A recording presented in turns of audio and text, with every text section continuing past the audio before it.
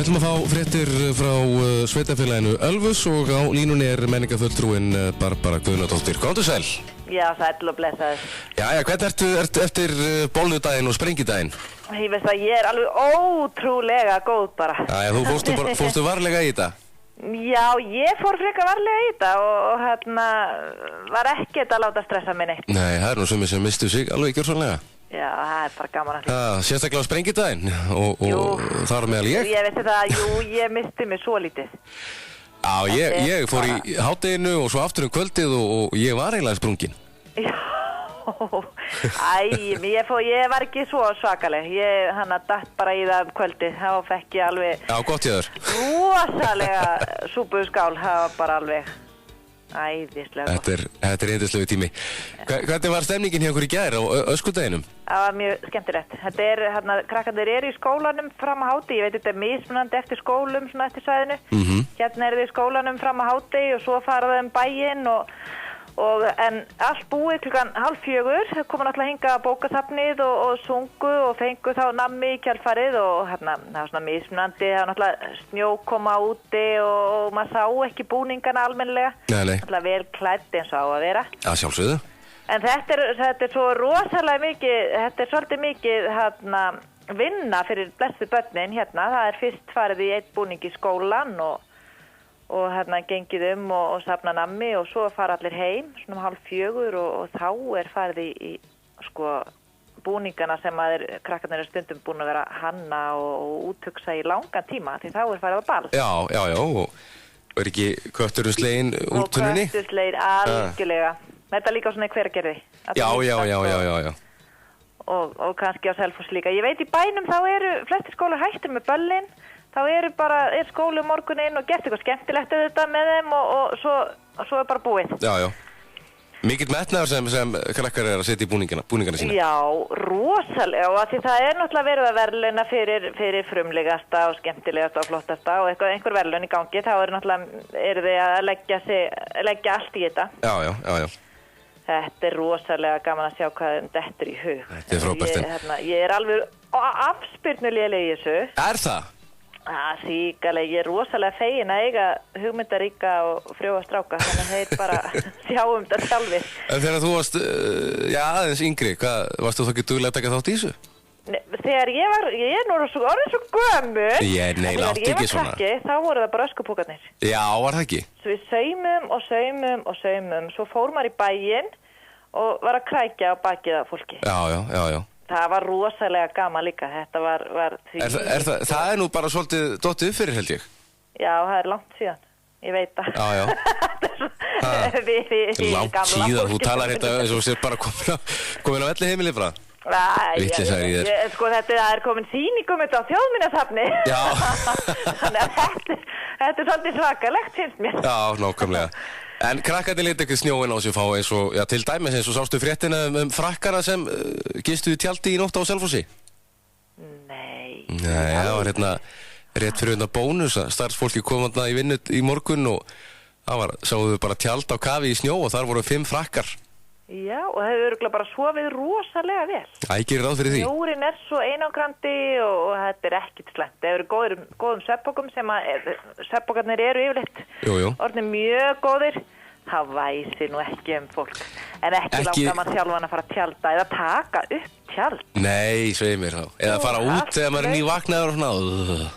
Það er bara svo heima hjá okkur. Já, undirsæng. Og notalegt. Hvað er annars að frétta úr Ölfusinu svona meira heldur en öskudagur og fleira? Já, það bara heldur áfram með gleði. Í gærkvöldi þá kom Rósa Traustadóttir sem býr á Selfossi. Hún er að vinna á bókasafninu þar og er jógakennari.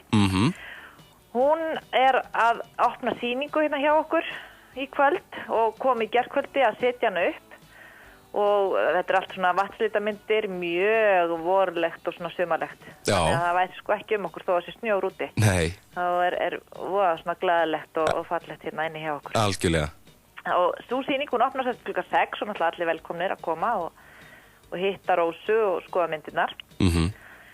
Og svo er bara fullt framöndan, það er verið að skipuleggja ýmsa viðburði. Svo sá mér langaði bara að segja frá því, ég sá reyndar í Hafnarfréttum. Ég var ekki búin að sjá það næstar annars staðar. Þeir eru oft svo fljótið með fréttirnar.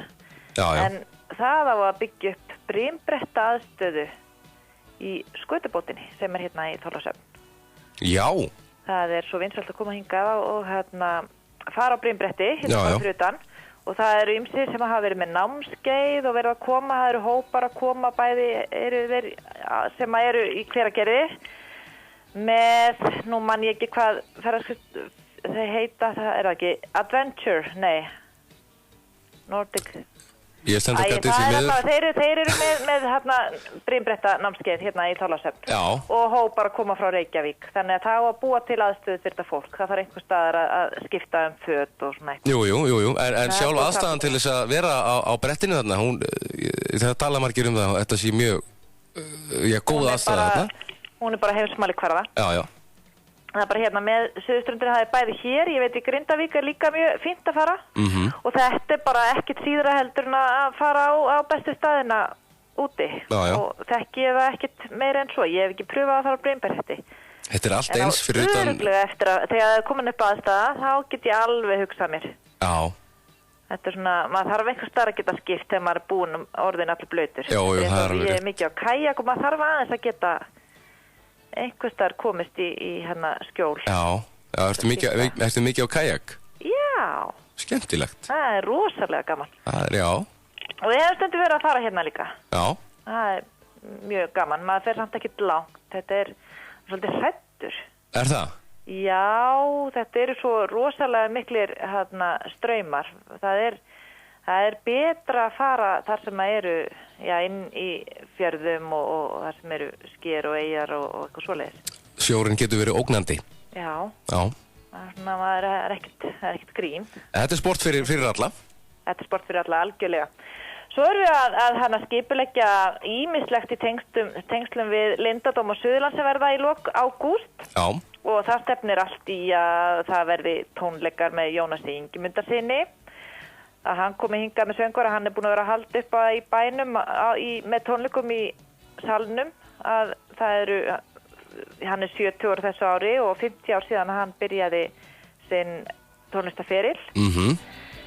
Þannig að hann mun sennilegt vera með tónleika hérna og svo veit ég að Dagný í Hendrihöfn, hún líka skipuleggja einhverja tónleika, svona matur og músík.